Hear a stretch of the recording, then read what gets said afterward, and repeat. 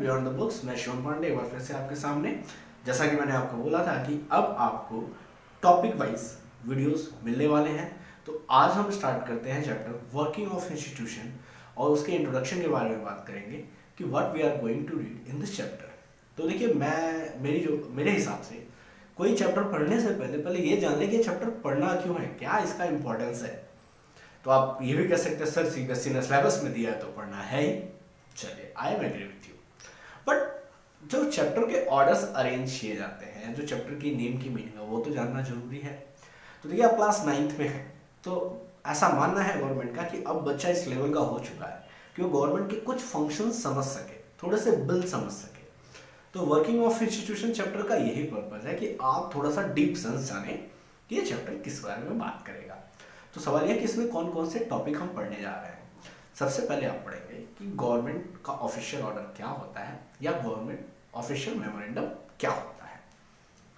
Second topic जो आपका होगा वो होगा एक एग्जाम्पल, एक टाइप के ऑफिशियल मेमोरेंडम का जो हॉटली डिबेटेड रहा है, जिसका नाम है मंडल कमीशन।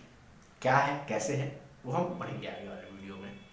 थर्ड आप पढ़ेंगे वहाँ पे कि मंडल कमीशन का इम्पैक्ट गवर्नमेंट में कैसे रहा 1990s के इलेक्शन पे 89 में।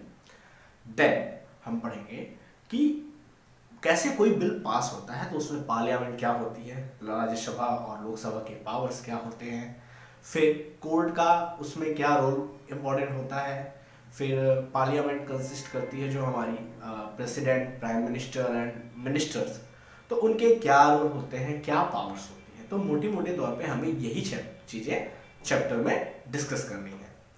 तो चलिए, फर्स्ट टॉपिक मैं यहाँ पे आपको इंक्लूड करता हूँ और सेकंड टॉपिक हम नेक्स्ट वीडियो में देखेंगे। तो जो आपके टेक्स्ट बुक में फर्स्ट टॉपिक है वो लिखा है एन ऑर्डर और ऑफिशियल मेमोरेंडम। तो सवाल ये है, ऑफिशियल मेमोरेंडम या एक ऑर्डर होता क्या है। अगर मैं आपको सिंपल लैंग्वेज में बोलूँ, आप फिगर में देख सकते हैं कि किस तरह से ये लिखा हुआ है। तो गवर्नमेंट को अपने डेली के काम करने के लिए बहुत सारे लॉ पास करने पड़ते हैं। लॉ इतने सारे रिटन है जो हमें मालूम ही नहीं है, और कई बार तो वो इम्प्लीमेंट भी नहीं होते, बस कागजों में है। तो ऐसे पर डे कुछ ना कुछ लॉ साल भर में पास होते रहते हैं। तो ऑफिशियल मेमोरेंडम जैसे स्कूल में आप होते हैं ना, तो सर्कुलर आता है हॉलीडे का, एक स्लिप मिलती है, उस पर लिखा होता है because of this reason there is a holiday on this day to this, जो प्रिंसिपल की साइन होती है। ऐसे वो भी डॉक्यूमेंट आता है जिसपे पर्टिकुलर डिपार्टमेंट के सेक्रेटरीज की, आईएएस ऑफिसर्स की साइन होती है, और वो लॉ के टर्म में कन्वर्ट हो जाता है और उसका फिर इम्प्लीमेंटेशन स्टार्ट किया जाता है। तो सवाल यह है कि कुछ करंट लॉ, उसमें एक रिकॉर्ड जो आया, एक लॉ जो आया, वो था मंडल कमीशन की रिकमेंडेशन पे 27% का रिजर्वेशन दिया गया। उस पर लाइन में यह लिखा था कि आज से जितनी भी सिविल सर्विसेज हैं वहां पे 27% का रिजर्वेशन दिया जाता है। इससे कंट्री में बवाल मच गया। तो ये क्या था, क्या नहीं था, आपको मैं कुछ करंट लॉ के बारे में बता दूं। जैसे कि recently CA, citizenship amendment act, आपने देखा कोविड से, जब तक कोविड फैल नहीं गया लोग दिल्ली से उठे नहीं। प्रेजेंट टाइम में किसान आंदोलन चल रहा है, वो भी एक तरह का ऑफिशियल मेमोरेंडम है जो ऑफिशियली गजट हुआ कि हाँ भाई ये लॉ बन गया है, और उसमें प्रोटेस्ट चल रहा है। तो सेम इस 27% रिजर्वेशन पे भी काफी प्रोटेस्ट चला।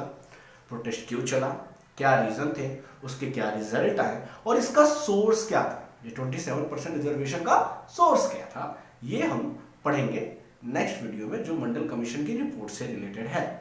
और मैं बता दूं कि ये टॉपिक इसलिए भी इंपॉर्टेंट है आपके लिए क्योंकि ये जो भी रिजर्वेशन का प्रोसेस है, ये हमारे डेली लाइफ का पार्ट है।